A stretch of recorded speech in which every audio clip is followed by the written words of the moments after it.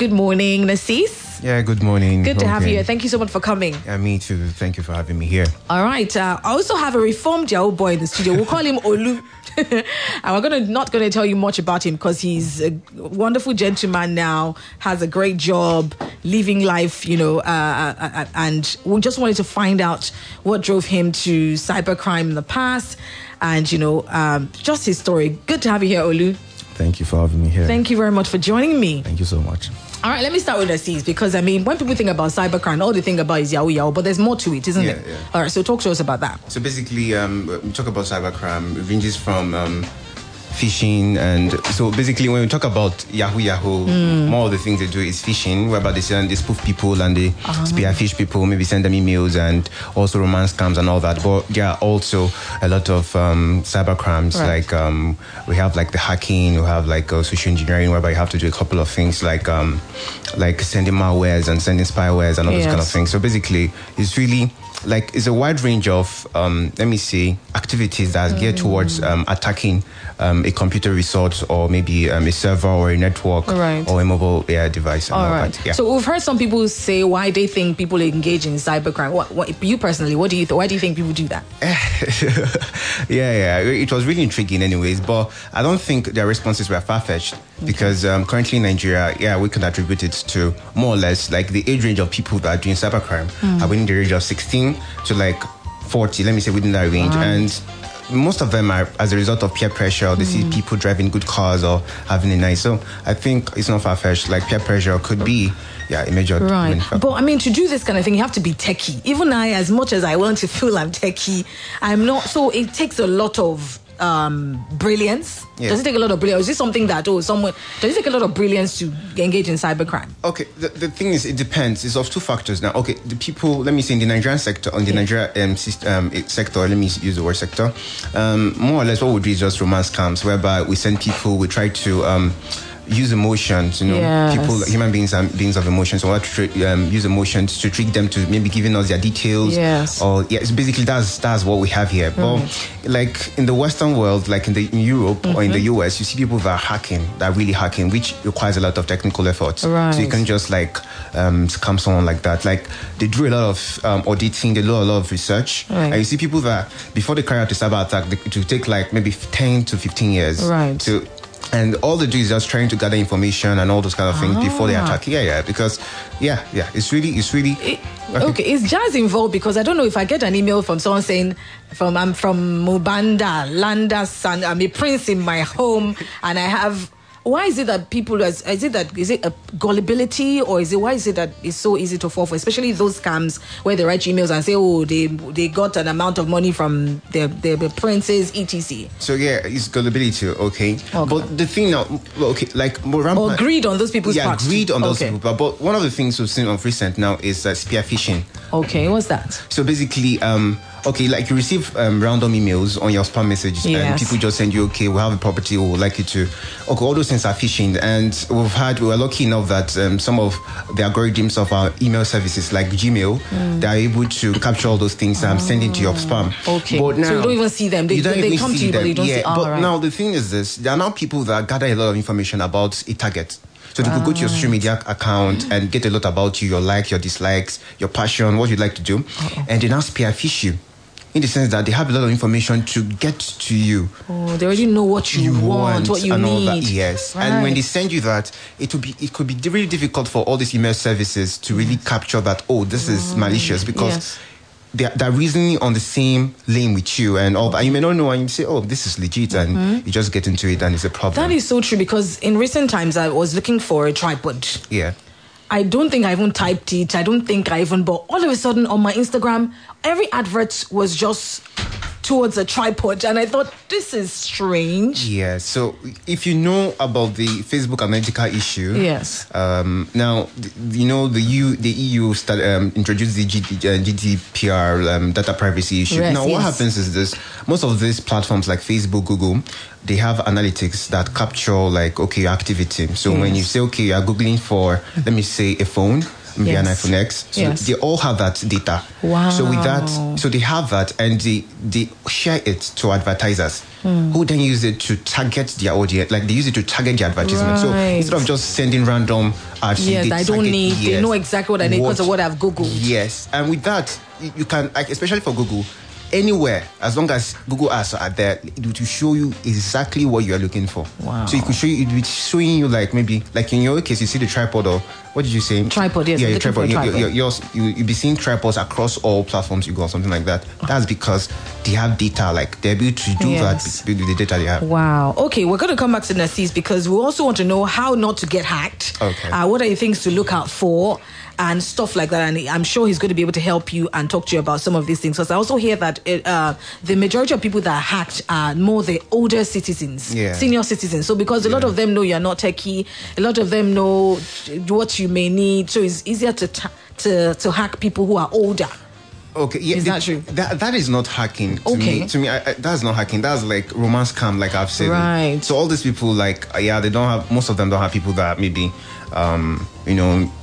most of them are really old and they need some company and all those kind of things. So they fall to that range of romance. But a lot of scam. them also, I find, maybe it's their pensions. Somebody just comes and maybe hacks them and gets all of their money. So hacking now. Okay. In that instance, for that to happen, that means the victim was able to give maybe the scammer his credit card details or any form of unknowingly. Yes, unknowingly. Right. Yeah, thinking that it's a genuine person.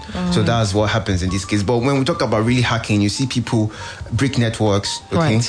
get information, and even your IP, you can hack your network, install keyloggers, spywares that captures your keyloggers, and use it to access your information and do a lot of things with it. And that easily you could lose all of your pension and gratuity. And everything. Oh my days. Okay, we'll be back and Sis is going to talk to us a bit more about that. But let's talk to Olu, who is our friend here in the studio and who has been kind enough and bold enough, brave enough to come and talk to us about his past. He's a reformed Yahoo Boy. So Olu, how are you? Hope you're not too nervous. No, I'm okay. So tell us how you got into doing, Yahoo. Well, excuse me. I got into Yahoo fresh out of secondary school back then. Wow. Yeah. I had some, we call them area big brothers. Yes. Then, they were into the old thing and, they introduced us to the old scam thing and we're like, okay, let's give it a trial. And most of the time, you have rich kids even going to this thing because they be like, okay, I'm asking my dad for this, I'm asking my mom for this, he's not giving me, okay, let me just get the money myself. Wow. They try to like they brainwash you to that point where you say, okay, the older fine. brothers are the ones that brainwash this. They brainwash them, they brainwash you down. They make you believe that you can actually make this money yourself. Right. So when they bring you in, though, is it because they want to use you or they just want more people who can be doing this? It's not that. Okay. It's just like, all right, I get money myself. I mean, I get money, I am living large. Right. And, you always see me and be like, come on, give me something now, I want this and that. And you're like, dude, you can make this money yourself. Right. It's just like, saying, okay, I'm giving you fish every day. No, exactly. Let me teach you how to cut the fish, something like that. So that's how it is, but it's really not the best. So they prey on people that are already vulnerable because they already see that you are coming to them and saying and you envy this lifestyle that everyone is looking clean, and so they prey on that. So I guess that's also note to parents out there. So they only prey on people already who are envious of this lifestyle. So what does it involve? When you started, that means you're about 15, 16? Yeah. Okay. Wow. So what did it involve? What did it involve? I beg your pardon. Well, back then, we go to the cafe to just buy time. Wow. And, use the web and everything. But most times, these people, they use phones. They use their phones to just, chat their clients. Let me just put that way. Chat their clients and everything. Also, they talk to them like a proper voice call. There are a lot of formats too. Yes. There are phones where the phones change your voice. Wow. Yeah, the two phones. I think there was a China phone that back then that changes your voice to a female's voice. You get so the recipient himself wouldn't even know she's talking to a man. Exactly. So then they do have this belief that when you start fresh, like when you start the old thing fresh, you have more chance to actually make you're luckier. Yes. Yeah, you're luckier and everything. So back then when I started, I just opened Facebook, used Facebook then. Yes. I just opened Facebook, and just like that, someone just texted me. I'm like, okay. So the person, we're talking, I was actually updating the other Egmont to that, see what's happening. The person was telling me, okay, say this, do this, do this, do this. I'm like, okay. So all of a sudden, the guy just asked me, okay, how much would be okay for you to come around? I'm like, wow. As easy as this. He thought he was talking to a lady. Yeah. Wow. So I said, okay. The person said I should bill him, they call it billing then. Yes. I should bill him around, let's say, $500 to $600. Yes. Then I said, okay, fine. But I was having that conscience that, no, this money is too much. I can't, I can't do this. At that time, $500 to $600 was a lot of money. So I was like, okay, let me just try 200. Wow. I told him 200. I could remember back then when I typed 200. Yes. I logged out. I dropped my phone. Like I was so scared. Like, hey. So all of this, as in, when I logged in back the next day, the guy already sent. Wow, the money. Sent everything. Was just texting me, hey, what's up? I've sent this. I went to meet the Egmont. He said they'll send it. Okay, fine. Let me just give me the details and everything. And we went to get the money. So that afternoon, he just came to me and was like, okay, you see, just take your. Though then, in fact, I think he took out more. Right, so he just gave you a bit. He just gave me a bit. But to whet your appetite so that you can want more. But in me, I was like, so it is this easy. You get, so those things really, they really mess with you people. up. Yes, mess with people. And one thing I would want to add is parents should really be careful. Right. Because most times you see students who say, okay, my parents say I should go and work. My parents say I should go look for a job. That okay, they can't be feeding me anymore. Yes. They can't pay for my school fees anymore and everything. So you see people who want to just, I want to make it. I want to make it on my own. Yes. Okay, let me just go into this thing. Let's say do a little this thing, get the money and just pull out. But it's not that easy. It sucks to pull you out. in. It just sucks you in more and more. You just want to like keep going, keep trying your luck. So did you make a lot of money from? Well, I told you I got into it right after I finished secondary school. So into my university, I was still into it. Then I was still trying to okay, I'll get money. A Nigerian would never ever get enough money from home. That's something people should understand. The average Nigerian, an average Nigerian would never ever get enough money. Even rich kids go into this thing.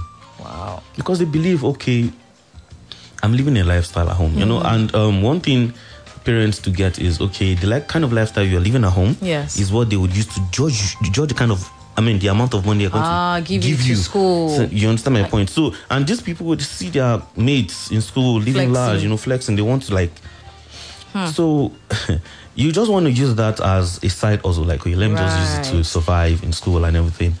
So, it wasn't easy. Yes. It wasn't easy. How long would you say you were involved? Till how many years? Okay, I was involved in it for, let's say 5. 5 years. Five, and what happened? years. What, Jesus Christ appeared in your room and told you? No, actually. I am very dedicated. Right. When I say something, I'm going to do it. I'm just going to do it. So then I had the mind that, okay, fine, you know what? When I finish university, I'm just gonna be done with this, because then it got to a point where my own main aim was, okay, let me just use this thing to survive. Let me just use it to survive. Let me just get to survive through university and just stop it. Right. So you asked the question if I made a lot of money. It gets to a point in time in every guy's life, in every Yahoo Boy's life, where it is hard. Okay. And when you eat it hard, sometimes you just relax and be like, oh, yeah. Right, I've made some cool cash. Let me enjoy myself. Yes. I got to that point and I saw the money. The funny thing is, till the money finished, I didn't know what I used it to do. Wow. Yeah, so it's no different. It's no different. I'm sorry for using, but it's no different from blood money. Yeah, because you don't know what you use these things to do. Yes. most times you get cars, you get some of them even get businesses, and the businesses still crumble. Right. Because it's not your hard-earned money. Wow. So that's just it. Wow, fantastic. I'll be back to Olu, but thank you very much for that, for being open. So Narcisse, what are your thoughts on this? It was really nice experience. Anyways, I'm really glad that you get to share it with us and all that. Yeah, really, yeah. This is like an experience of a lot of young people. So you are on the side of trying to sort of help people not to fall, victim. Yeah. So what are the things that you can tell us? Okay. It depends. Because technology is great, and the advancement of technology is fantastic. I love it, but with it also comes, the risky waters, places where we need to be, really careful. Yes. Okay, so I want to quickly jump at something. Okay, so there are stuff that I see sometimes online, whereby they say spin a roll or spin something and win a phone. Right. All those kind of things. All right, and people, this is not a problem. Let me just pin it and win an iPhone X. Mm-hmm. At the end of the day, they tell you, okay, pay $1. Yes. There's one I saw my brother showed me, and he said, okay, pay $1 and you get the phone shipped to you. Now the problem is not paying the $1. Yes. The problem is just entering your credit card details. Oh, yes. So all these kind of things. So it's really, people need to be careful with the kind of like how or which websites they try to add their credit card details, and also where they add their emails and all that, where they share their emails, because it's really a concern. Yes. During this COVID-19, you see people like someone called me, hey, there is federal government has 20,000 naira or some money from federal government. Yes. What is your date of birth? Now, typically, if I had given him my date of birth, it's a problem because I don't know the kind of information he had gotten already about me. Right, so that may just be the only link he needs to. Yes. So people should be wary of the kind of things they add online, like the kind of details they add online, because these make them really vulnerable and all. Right. And it's the only avenue. Like if you don't give them access, most times they cannot get to you. Right. So I know in recent times, a lot of people I know, somebody very close to me, they try to hack. In fact, they did hack his Instagram. They hacked somebody I know's Facebook. Quite a number. It's like in recent times, the main thing now is hack your social media. What do they do if they hack my social media? What are they going to do with it? So basically, they just use it to engage in romance scams. They get it to change their account and get a client, like they call it, and engage with them. Because now why they really go after like already established accounts is because there are restrictions. There are a couple of things you cannot do with a new account when you register. You're suspicious. When I see somebody who has only 0 followers or 2 followers, I'm thinking you're not legit enough. So that's why they always like look out for people that are vulnerable and they get access to the account. And one of them, the fattest, like, okay, at some point when I was during one of my classes, I was showing some people fishing. How these guys do it, most of them that are really smart, what they do basically is like that game I told you. Yes. So they could just tell you, okay, share it to your friends on Facebook. It's really harmless. You don't think it's a problem. Yes, exactly. But when you are doing that, they can capture your token. They can add you to add your Facebook login details and share. Okay. You don't know that it's just a spoofed website. Like it's a clone, and you add it and it redirects you to the original. But at that instance, they've captured your login details and they will use it to really like have access to your account and all that. So yeah, people should just be. Basically, I say anything that seems too good to be true. Just absolutely. I always tell my children as well, giveaways. I mean, that's one of the ways that they get to entice. Yeah, so they say, win 5 pairs of sneakers or win 2 iPhone 11s. And most of the time, for me too, I'm usually very, very suspicious of anything that seems too easy or too so. But then most of the time, what they will say is, retweets or you just never know because. You just never know how they're going to, get through to you. All right, for those who are just joining us, we're on Beyond the Surface, and we're looking at cybercrime, really. For some of you, when you think about cybercrime, all you think is Yahoo, but there's obviously more to it than that. I don't know what the laws are, because I know recently the government, well, not recently, SARS was sort of put out there to try and curb this whole cybercrime. But what I think they started doing was profiling and just seeing young men all over the place and just... So what are your thoughts on how successful that was? I think that's really an inefficient approach. Typically, they wait for these guys to really perpetrate the acts before they catch them. And most of them, they are what the judge or what they use to as their guide to saying this someone is a Yahoo Boy is by the way they dress. And I think it's false. Nope. It's not ineffective. Absolutely. So I'm looking at a situation whereby the Nigerian force or whoever is like the tightened policies in cybersecurity and also crimes. If you commit crimes like this, it shouldn't just be like a normal bill. This and this should be happen. And also they put a lot of things in place, surveillance in place. So like it's quite funny that people perpetrate all these acts and they just go freely. And all these are simple stuff. Like it's not as if really difficult, but simple stuff that you can actually really notice if you pay attention to it. So I think they really should tighten up their policies and put a bit of tech in what they do, because currently the approach is totally inefficient, and I don't think they can do anything about it. Right. Oh, look, because we also learned online one time that in fact some of these SARS guys, when I don't know if you had any brush with the law or if you had an almost got caught, but we also heard that some of these SARS guys even know some of these Yahoo boys, and so they have cliques and they have connections with this. So do you have any close brush with the law? The thing is, you see, these people, the people that they actually target most times is the ones who actually want to show it through their dressing, through their behavior, and everything. But you see, there are people who actually wear suits. Who do Yahoo? And you can never. Do you want to approach a person in suits and be like, "Oh yeah, you're Yahoo"? No, you wouldn't even be able to do that. Yeah, and during when I was still in the world, let me put it that way. Yes. Yeah. When I was still in the world, I never had an encounter with that, because I right from the onset, I was the kind of person who I don't like those kind of dressing. Right. Didn't look the part. Right. I don't like it. I prefer to be decent, do my thing, and just be on my own. You get so I never really had any encounter, but I had friends back then who got caught, and the only reason why they got caught, and in let's say 2-3 days they were out. They had to back to their laptops. So there are some who actually got caught, and right at that instant they got released. Right. Yeah. So there are some people who actually say when they don't catch you with anything, then there's no, when there's no proof, then there's no crime. Right. That's what they say. But most of the time they drop what they use at home, and they take another device out on the way. So even when they are caught, there's nothing on them. Oh wow, interesting. Okay, and Narcisse, I wanted to ask you, so how does the average person cybercrime proof?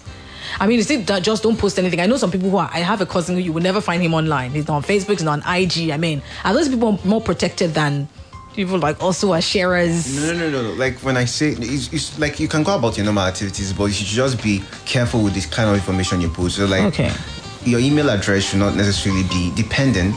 Maybe your personal email address may not really be open, and your direct phone number may not just be open, because people can use it to do a couple of things. From Vicing. So Vicing is just like voice phishing. Okay, voice phishing, yeah. Yes. So basically, when I say Vicing and phishing, so it's through a channel. So Vicing is through voice. So when I talked about someone that called me and said the federal government is meant to give me money, and he said what was my date of birth, that's Vicing. Okay. So he was able to get my number and call me to get to lure me to send in my date of birth, all those kind of things. So you should just be wary of the type of information, especially your email addresses and your personal phone numbers. And I think, at least somebody recently had this encounter where I think she had gone to to do something to her phone. Maybe she got a new phone. Yeah. How do we, because I know there's some people who are not techie, and it's not like we're going to ask them to go and do like a course in computer too. So sometimes you have to hand somebody their phone in order to. So how do you ensure that, handing your phone to somebody doesn't end up being, your account is wiped out, or, some important, thing has been swiped off you? How do you ensure that, that they're not doing what kind of person who's not that techie do? Okay, so in that instance, I would say sensitive information should not be really like stored like that on the phone. Right. Okay. So your passwords, and your bank a bank account is fine, but your password and all those kind of things should not have a name or a label to it. So you cannot say Access Bank maybe password. Yes. Even if you store it for the ease of remembering and all those kind of things. So you should not do that, because giving them a clue about someone could just take your account number and your password and access your account. So you should kind of obfuscate. So we talk about obfuscation, whereby you try to make it difficult to read, but sometimes it can also make it difficult for people to really understand. Right. So you could keep your password, but don't give them a clue of what this is. But it in itself is really difficult. It's also vulnerable because someone can just use it and be trying to guess. Yes. Now, okay, there are people that just get your emails and you just get emails to accounts and you do what we call brute force. Okay. Brute force is that they try a couple of passwords, they generate like using permutation and combination. And guess what your password could be. Yes. So if you use your firstborn's password or something like that, birthday. So that's something like that can really, and they can easily access. And if you notice something, most websites now, they tell you to add alphanumeric. Yes. It's intentional. Okay. Because most people, they want to really remember passwords. Yeah, exactly. They just use something like God is good.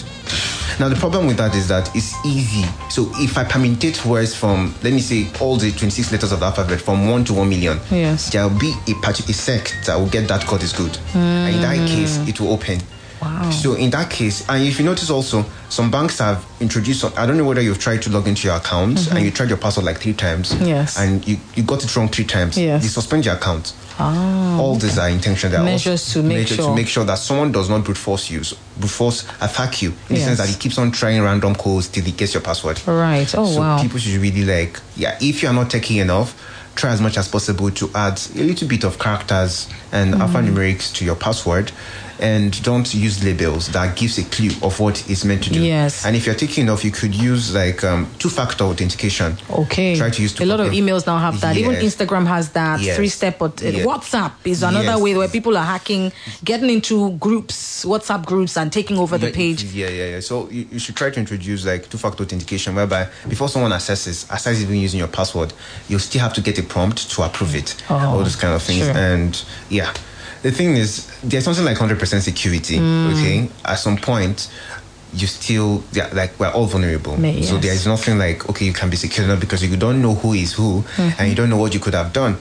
And it's really a problem. Like in cybersecurity, human factor is one of the biggest problems. Right. And that's why we talk about machine learning and a couple of things coming on board to take out some of the activities that people do that are vulnerable to systems and machines and servers. Yeah. Wow. Now, I know that there are lots of other countries where their people are very much into cybercrime. I know Nigeria is not even number one. So why is it that our image has gotten the most dent? When you watch movies, there's a Nigerian prince mentioned, but we don't see, other people getting all of that. And then we don't see why the generalization sometimes can just be. That's why for me I just have no tolerance to stuff like that. So how can we get past this? Or if you are doing this and then the whole nation is labeled? I don't know. I think it's the African thing, I would say, because in itself we know about the Russian hackers that are really bad. Yes. But they don't really get painted on the internet. Well, what is our government doing? Nothing really. For now, I don't think our government is really doing anything to tackle all those issues because, a lot of dent has been done. Like I myself, I remember 2017, I was trying to enroll to a platform like that over in the UK, and immediately they just noticed my IP addresses from Nigeria. They suspended me. Wow. And nothing. So I have not seen anything that the government has done as regards to cybercrime because the approach of asking SARS to meet people is not working. Basically, it's not working. I know even on one time, even on Facebook, you couldn't use they sort of scrap people's Nigerian account, except you have maybe like a dollar account or something on Facebook, just because also there are a lot of people that abused that. Yeah. So we've had a lot of abuse, and it's really troubling because people that are doing their legitimate activities, go about their limited activities, are being affected and being tamed. Right. Like it's really difficult currently now to get maybe a remote kick online as a result of all this because they are looking at you with one eye. Exactly. This guy not coming around too. Yes. So yeah. Right. Now, Olu, before we let you go, do you sometimes see some of your friends with whom you engaged who are still doing it and they are rolling in the dough? I don't know how you're doing financially now. Perhaps not as much as good as what you were doing. Do you sometimes feel like, am I dulling myself? Do I go back? Do you sometimes see some of your friends who are rolling in the dough even though they're doing it illegitimately and feel some sort of way? It's a life I'm not proud of. Yes, I'm not going to go into that again. The only thing is, you see people who are still into it, who still make the money, Yes. and everything, but they drive big cars and everything. But in this Nigeria of today, you have to know where you get your money from before you can even say, okay, fine, how far, okay, give me this money. I have to know where you could get your money from. Right, even before you collect money from somebody. Yeah, that's it. Yeah, because it's not. We also celebrate people based on, Nasis, for example, Hush Puppy, and then there was this other guy who was on Forbes. Obi, yes. So we celebrate people based on what we see they have, and I think that also has sort of made sure this rocks that we're in has become a lot bigger, because somebody who's doing, there's dignity in labor, I like to say. Yeah. But somebody walks in because they smell a certain way, they look a certain way, we call them chairman. Yeah. Our children are seeing this kind of things, and then also they are now aspiring without even knowing where they are from, So I think we need to also... Yes. It's like, that's why it's like stereotypes in the society, whereby some people are being identified because of what they wear. And most times these are borrowed and they scam people. Yeah. And look at how they idolize Hush Puppy, for example, for a long time. And I was even, when I went through his social media account, it was really funny how he was saying God is good, yes. God will be famous, all those kind of funny things. And it's really wrong. I think, it's a matter of moral decadence, and people are really buying into it. I think there is, individuals should stand up to the occasion to ask questions and get to really understand what someone is doing before you praise him. And there's dignity in labor. A lot of people that are doing their legitimate businesses are not being recognized, are not being respected. But someone that is just overnight, and you just know that this person, okay, what am I doing? Exactly. Or what is this person doing? Overnight, it just comes and you start healing. Why is it so hard to say this is what I do? A lot of businessmen in Nigeria, I think, fall short in this area. You interview a successful business person and they cannot say exactly why. They'll say it's the grace of God. They'll say thank God. It's shady. So we need to start to be more open about how we're making our money. Yes. So it was sad even Forbes fell into that hole with Obi.